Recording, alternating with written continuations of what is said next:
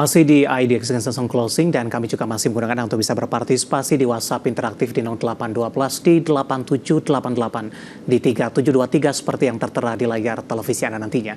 Langsung saja kita akan coba lihat 4 saham pilihan yang direkomendasikan terutama di tengah penguatan signifikan indeks harga saham gabungan. Saham pilihan yang pertama datang dari grup MNC, pemirsa ada BMTR direkomendasikan buy, supportnya di 222, resisten hingga ke 268. MTEK juga direkomendasikan buy 396 hingga ke 438. Kemudian saham dari grup MNC lainnya, MNCN juga direkomendasikan buy di 334 hingga 408 dari sisi resistennya. Kemudian MAPI tampaknya juga direkomendasikan salah satu motor penggerak sektor konsumsi non-primer yang memimpin penguatan di dalam beberapa hari terakhir di tengah indeks harga saham gabungan melaju cukup kencang. BMTR, MTEK, MNCN, dan MAPI, 4 saham pilihan yang direkomendasikan dan lagi-lagi keputusan investasi tetap ada di tangan pemirsa IDX Channel. Kita lanjutkan kembali pemirsa perbincangan bersama dengan Bapak Hadrian Maina Taslim selaku Associate Director PT Jasa Utama Capital Sekuritas. Pak Hadrian, 4 saham pilihan yang Anda rekomendasikan cukup menarik. Ada 2 saham grup MNC yang masuk ke dalam saham pilihan Anda. Tapi kita flashback sebentar terlebih dahulu Pak Hadrian. Saham-saham MNC Group ini mengalami penguatan cukup signifikan di beberapa hari terakhir Pak. Ini terutama ketika MNCN beberapa hari lalu ini mengalami penguatan signifikan di tengah rencana stock split yang dilakukan kemudian diikuti oleh saham-saham grup MNC lainnya. Nah, dari beberapa saham tersebut Anda rekomendasikan BMTR dan MNCN. Analisis dan pertimbangannya Pak Hadrian.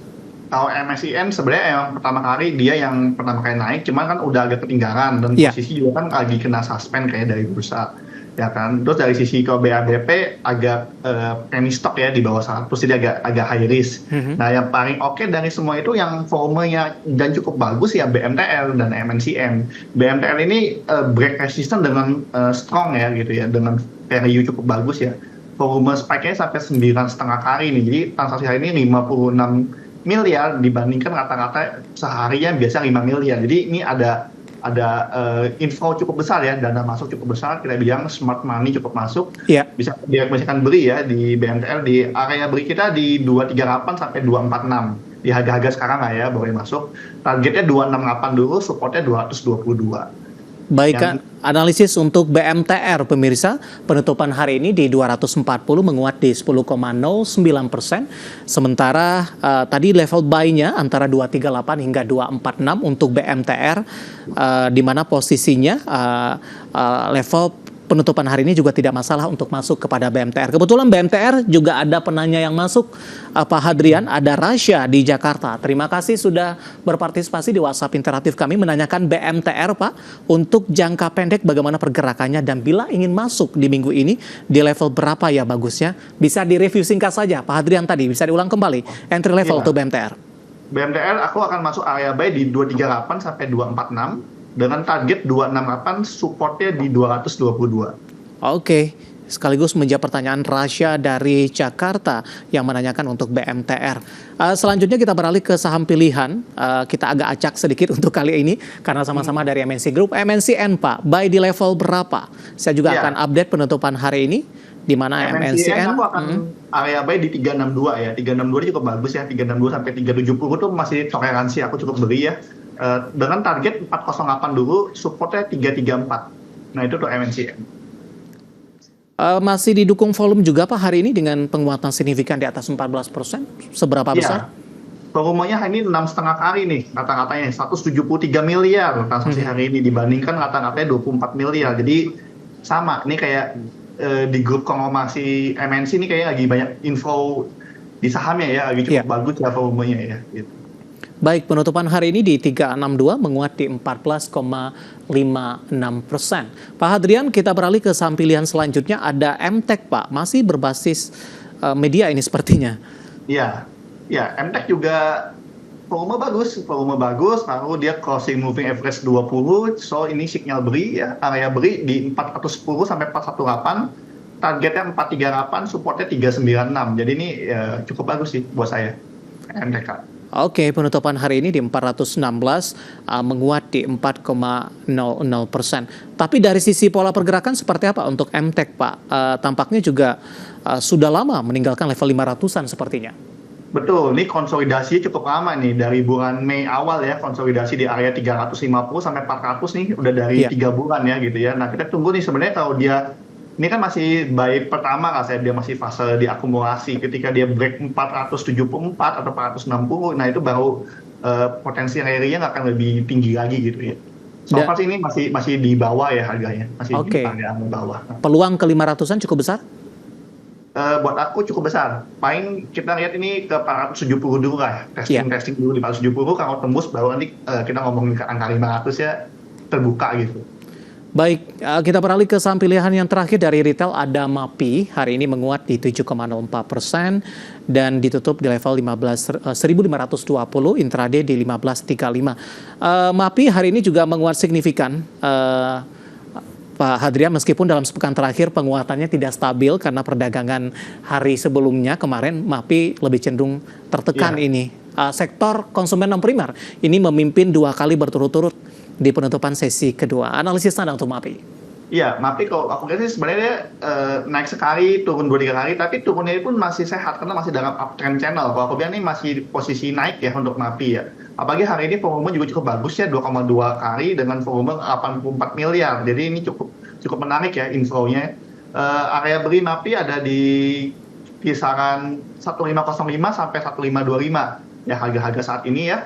Dengan support 1425, targetnya 1630. Nah itu untuk jangka pendek ya untuk MAPI ini. Oke, year to date pelemahannya sudah cukup dalam, Pak. Dari Betul. level 2000-an sempat ke 1200, kemudian dalam 1 tahun terakhir juga lagi-lagi mengalami pelemahan yang cukup dalam. Dari sisi pola Anda seperti apa untuk MAPI? Sudah mencoba bangkit dari 1200-an ke 1500-an, Pak? Betul, sudah coba bangkit kan dari awal Juni ya, yang agak dalam ya. Itu pelemahan terbesar dia di bulan Juni itu di low-nya 1240 ya. Iya. Dari tertingginya di bulan April tuh sempat di 1900 atau di level 2000 nih di bulan Maret. Nah, turun sampai 1200, lalu ini udah mulai merangkak naik selama 3 bulan ya. Jadi kita ya secara jangka menengah 3 bulan ini udah mulai dalam bentuk uptrend naik gitu ya, sedikit demi sedikit. Sebenarnya apa yang menjadi katalis untuk MAPI yang mencoba untuk bangkit kembali, Pak Hadrian? Apakah memang kondisi ekonomi, kemudian daya beli juga akan memberikan dukungan ke depannya?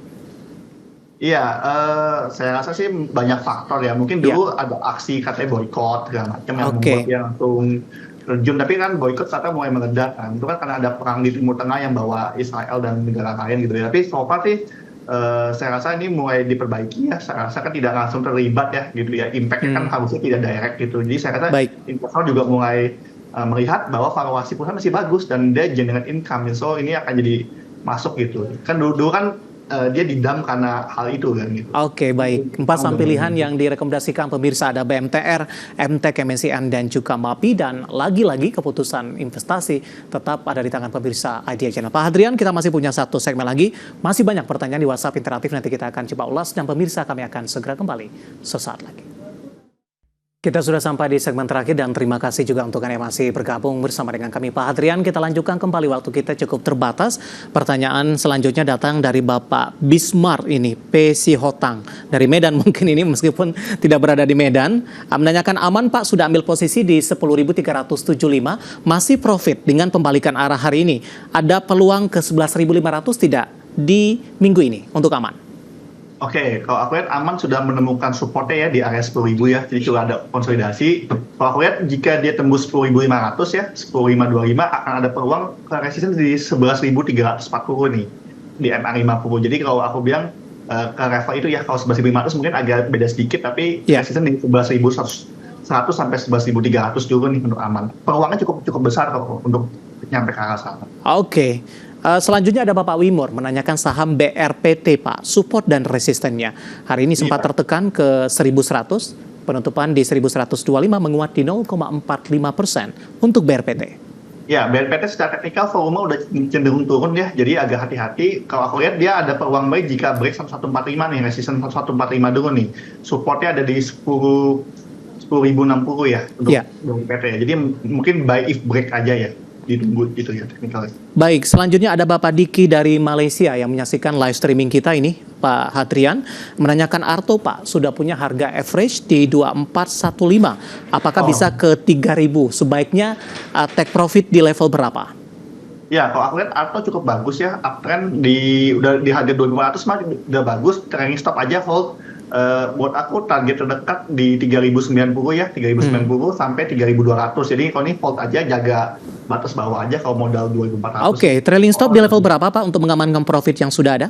Saat ini di 2700 dulu deh. Oke, 2960, 8,42% sudah profit, ambil posisi di 2415.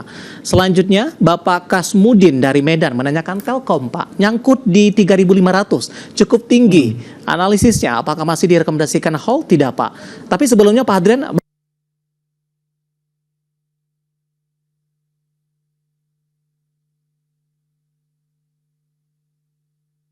Tembus nih, gitu ya. Padahal kalau kita bilang dia tembus 3.000, dia ada peluang upside ke level 3.300 nih.